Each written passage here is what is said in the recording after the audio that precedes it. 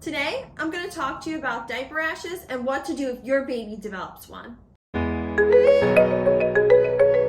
Hey, it's Morgan here with Passable Parent, where we help you improve developmental outcomes for your child and find the joy in parenting. I've been a pediatric nurse for the past 10 years, specializing in early childhood development. I'm also a new mom. Now, let's jump into all about diaper rashes and what to do if your baby develops one of them. I know firsthand how scary diaper rashes can be. Know that baby skin is very, very sensitive, and I knew this from my years of experience, and you're just so tired in the beginning. You're so sleep deprived. In the beginning, when I first had my baby, I didn't realize how much that I should be applying the diaper rash cream. I didn't realize that every time I changed the diaper, I should be putting some diaper rash cream on. My favorite brand of diaper rash cream is Desitin Maximum Strength. That's the Desitin brand, the one in the purple box. With that being said, it was so scary when my baby developed his first diaper rash. It was red and inflamed, and it just looked so painful. And I felt awful as a new mom. I felt terrible that this happened. I couldn't believe, even with my years of experience as a nurse, that he developed this rash. First off, if this happens, it happens to all of us, and it's just about quickly addressing the problem. Don't panic. We're going to talk about the different things that you can do to help your baby to prevent these rashes, and then what to do if one of them occurs. I know how scary it is, and hopefully this will help you kind of have some tools in your toolbox in case this problem arises. First kind of diaper rash is irritation or irritant contact dermatitis. This is the most common type of diaper rash, and it can develop when something irritates the baby's skin, which could even be the diaper itself. This diaper rash gets worse when your baby is sitting in a dirty or a wet diaper for a prolonged period of time.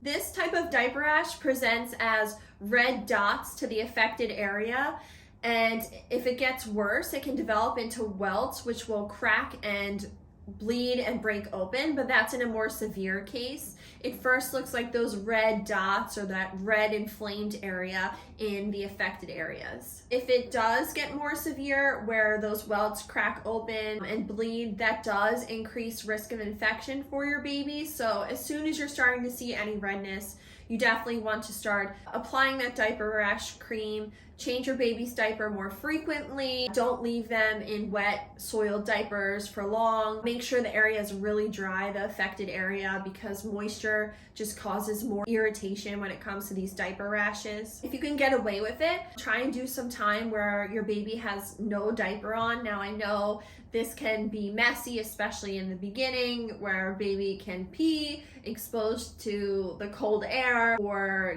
may perhaps go number 2. So I know this can get messy, but maybe if you have like a Chucks pad, even just leaving the diaper not necessarily fastened around baby, just kind of loosely and holding baby, just to get a little bit more air in it. And you want to try and make sure it's dry, area is dry, and that you just keep applying that diaper rash cream. Again, I really like the Desitin Maximum Strength, especially when you start to notice a diaper rash forming. You just want to be applying it and reapplying it every time you change baby's diaper.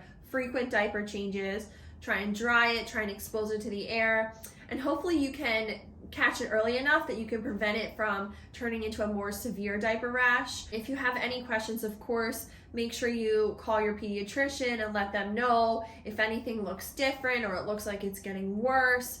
Please contact your pediatrician or trusted healthcare provider and get their opinion on it. Let them know what's going on. The second most common type of diaper rash is actually caused by yeast. A group of fungi actually normally live on our skin. They can actually group together if they're exposed to prolonged periods of moisture or wetness, which can occur if baby's diaper is on for prolonged periods of time and it's soiled, and this can develop into that yeast diaper rash infection. This diaper rash may also look red and inflamed, but it can include white, blistery looking bumps as well, along with that initial red and inflamed area. Also can include some white fluid-filled bumps or blisters that can get a scaly look over top of them.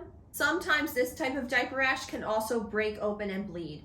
And again, anytime you have an opening or a sore, this increases the risk of infection to your baby. If this happens and this type of diaper rash occurs in your baby, again, it's important to keep that area dry. It's important to be applying the different diaper rash creams every time you change the diaper. Make sure you're changing baby's diaper frequently, and you may want to consult your pediatrician, because if this is a yeast caused diaper rash, they may want to order you a antifungal cream to actually also apply to the affected area. It's important to keep in mind, especially if this is a boy baby, it can affect underneath their testicles, and a girl baby and a boy baby, both of them can be affected in their groin area and in the folds of their thighs. So you want to really make sure that you're applying cream to all these areas, and that you talk to your pediatrician and see if they need to call in or order you an antifungal cream. Sometimes they're over the counter, but it really is going to be at your pediatrician or trusted healthcare provider's guidance which cream they're going to want you to use. Next type of diaper rash is actually called seborrheic diaper rash. This is actually caused by a common chronic skin condition which can affect the diaper groin area and also other parts of the body. This affects the skin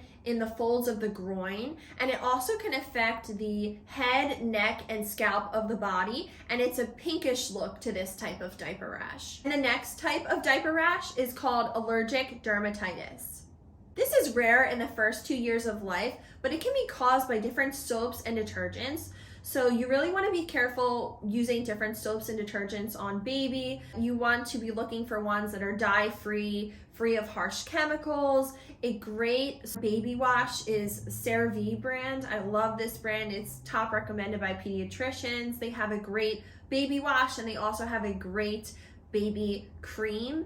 And I say cream rather than lotion because it doesn't contain some alcohols and things that can be found in lotion, which actually dry out the skin. The creams trap in the moisture in your baby's skin, their natural moistures. So I really highly recommend CeraVe brand of baby wash. Again, this can be caused, it's an allergic reaction to either detergents or lotions or environmental factors. When should you see a doctor? When should you involve a doctor once your baby develops a diaper rash? You definitely want to call a doctor or see a doctor if it seems to be changing, if it seems to be getting worse, becoming more severe, it makes you nervous at all, you should definitely be contacting your doctor. If you're trying different home remedies, if you're trying the diaper rash creams and you're applying it and nothing seems to be working and it just keeps getting worse, you need to call the pediatrician or your trusted healthcare provider and involve them. If the diaper rash bleeds, itches, or oozes, you need to call the pediatrician.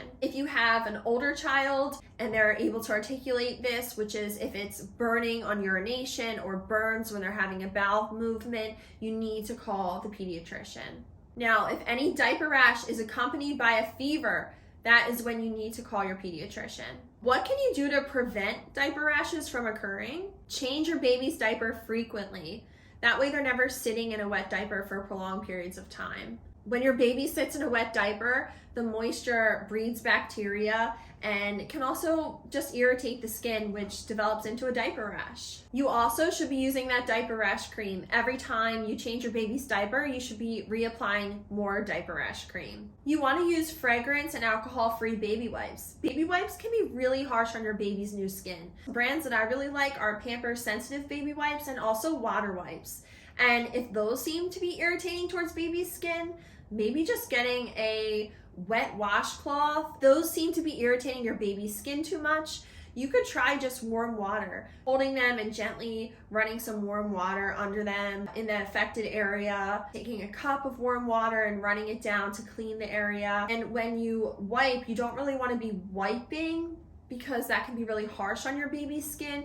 You rather want to blot dry rather than wipe, because the wiping is causing irritation to your baby's skin and it's too rough on your baby's skin. So you want to tap and blot to dry rather than wiping. Even a warm washcloth might be better than a baby wipe for your baby if their skin is very sensitive. And again, remember, you don't really want to be wiping. You want to be patting dry, gently patting the area dry afterwards and gently patting the area to clean it. and using that diaper rash cream, applying it every time you change your baby's diaper. Reapplying it creates a barrier between the diaper and your baby's skin and prevents irritation. Avoid the use of soaps or other harsh chemicals in your baby's diaper area. You definitely want to avoid any talcum powders or any powders. They have been ruled to be unsafe in babies and adults for many years now by the American Academy of Pediatrics and the CDC, so you no longer want to be using any type of powders or talcum powders. Do not use them. These different powders can actually irritate your baby's lungs, which is why all these organizations have come out and said, please do not use powders on your baby's diaper area. Hope this was informative and helpful. I hope that this gives you some good tips and things to try if a diaper rash does develop on your baby, and hopefully it's a little bit less scary for you than it was for me initially. So again, thank you so much for joining me today. Before you leave, don't forget to like and subscribe so you don't miss out on any future content. Make sure you check out all my other videos on pregnancy, postpartum, and early childhood development. I thank you again so much for your time today, and I can't wait to see you next time. Thanks so much. And as always, any of the products I talked about today or that I mentioned in this video are linked in the description box below if you want to check them out.